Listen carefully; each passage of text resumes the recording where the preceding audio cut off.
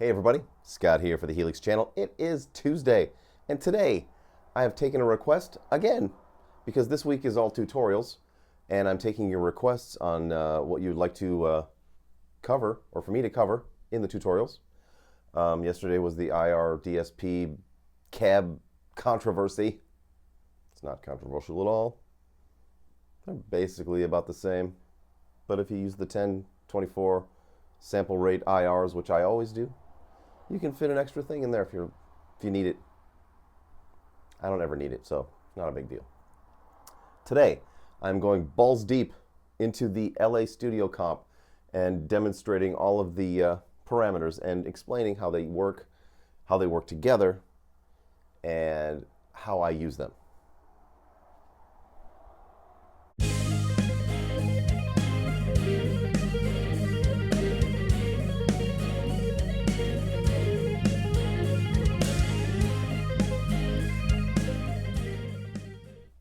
All right, let's look at this preset. It's got two signal paths, two snapshots. The clean path is up top, and it is as follows. I can just turn that right off. No need for the gate. Now, it's got the LA Studio comp, of course. It's got a clean amp, clean Fender amp, an EQ, removing a little bit of low end, accentuating some highs. Because I'm using my Ibanez Sabre, it's not the most, not the greatest guitar for playing clean stuff, but it's the only one I have right now because the Variax is in the shop getting the new frets put on. And now I've got a plate reverb and duct delay. The IRs are a Fender 65 Twin and a Vox. So let me play you a sound here. First, let me roll this back to where I like to use this for my own particular personal stuff. Here's where I usually set my for a clean sound. If I want it even cleaner, I'll dial this back. If I'm doing a lot of chord stuff, then I'll dial this way back. Now here's the check the volume.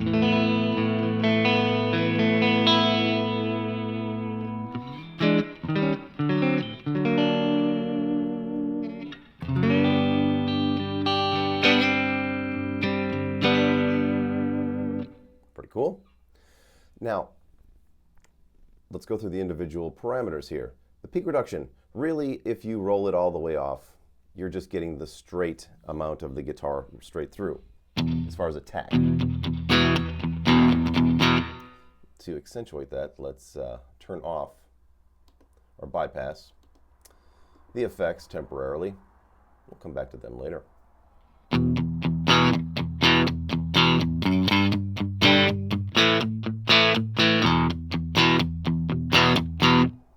So, the higher you roll this up, the more it actually takes away from the peak of the sound. You can hear it sort of rolling off the attack a little bit. And it's definitely more noticeable when you turn up the mix all the way. I rarely do, because I like the subtleness of the LA Studio comp.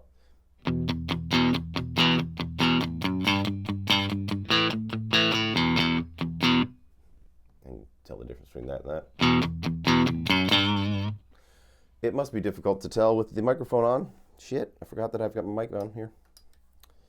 I'll do some unplugging and plugging and just to make you people happy. So let's unplug, and I'll play a bit, and then I'll plug it back in.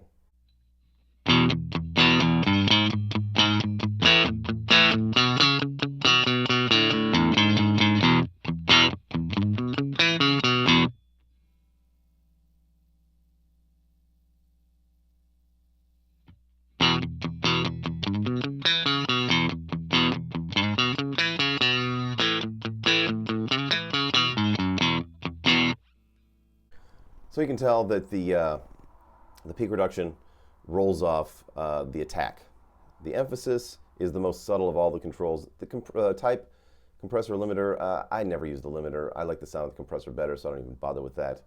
The gain is great when you want to really don't want to turn up the drive of your amp, but you want some more grit to the sound. So if we roll that up, it might be a little bit loud into the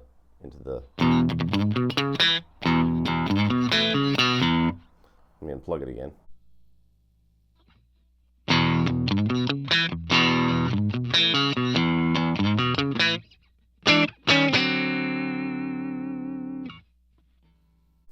So in a situation where you want to play, you know, like a clean solo, rolling up the gain is great. And you know, for me, when I'm doing lead parts, I like to combine the gain of the compressor with the master of the amp. So turning up the master on the amp, then turning up the gain on the compressor. Hope I'm not going to overload the phone, but here we go. Let's unplug again, play you some bits.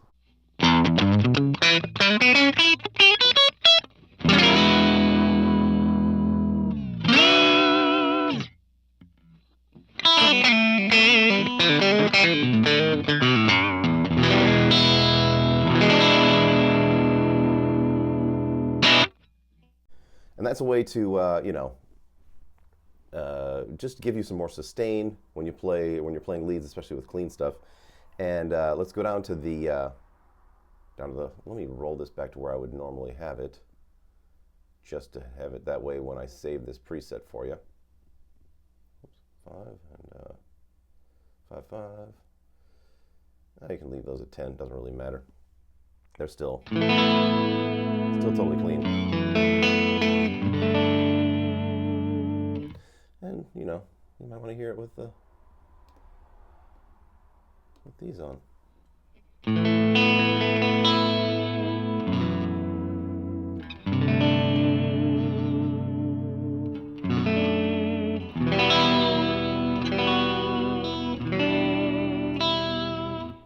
Good stuff.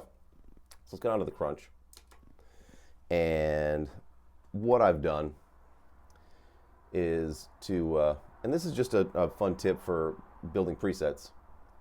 When I have two signal pads that are like this and I have snapshots, to silence the top one, I've just set the level on the IR to -60, which is as low as it can get, and then 0 and 0 on the drive. So nothing is coming through except for the crunch.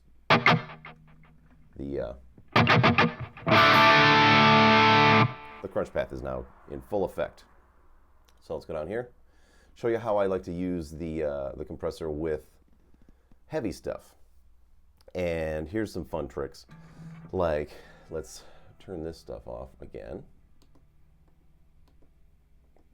And what's going on here is I've got a Marshall 1960 V3A and a high watt 5A.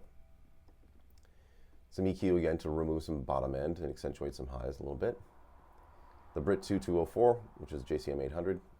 It's a great sounding crunch amp. It's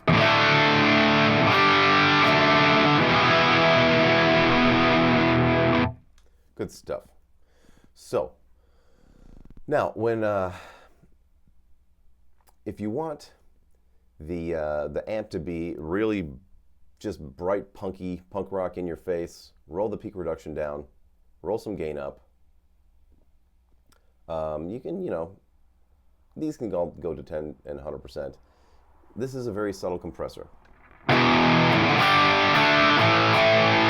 I like to roll this back to 75% just because I want some of the actual guitar signal to go through unaffected by the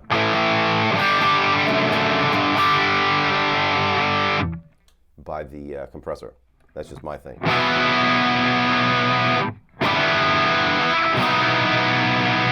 Just what I like. But so yeah, for well, I'll unplug my microphone and play some bits, and then I'll change this up, because these are really the two main parameters that will affect your sound. Especially the way that I use the compressor, leaving this and this about the same almost all the time.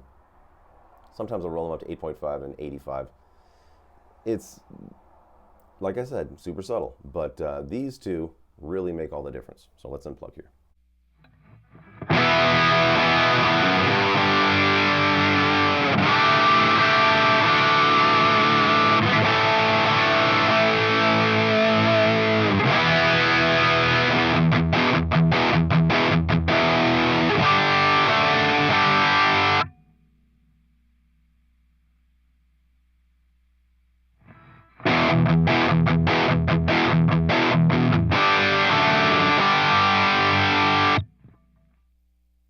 a thing that I discovered earlier today.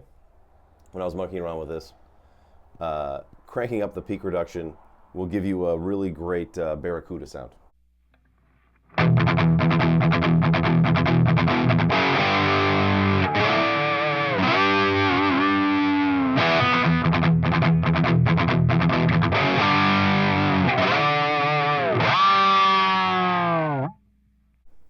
Good times.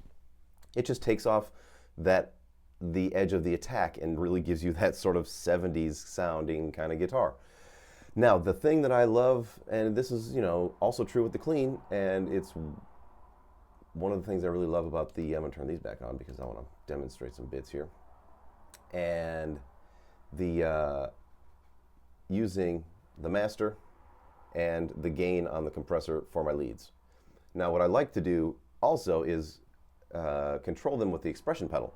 So assigning the, say, the master, and it's really easy to do, just hit the menu button, hit control or assign, scroll over until it says master.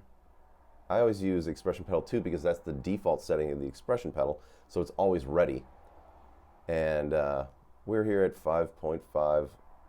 Let's just go back to 5. And just go 6.5. Now, we need to go back to the compressor. Let's take the gain.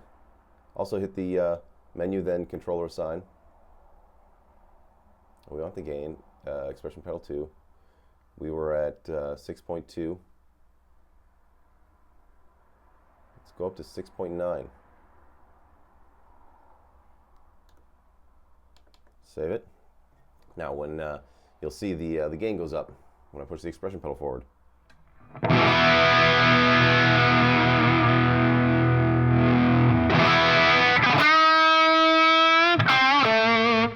Let me unplug here and play a bit.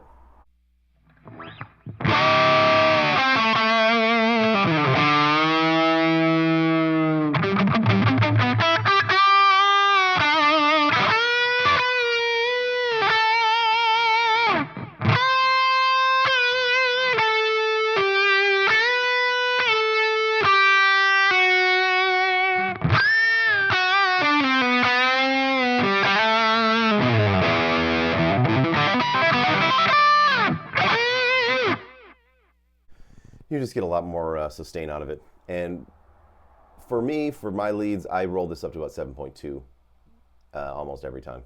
It really just pushes it over the edge. So, yeah.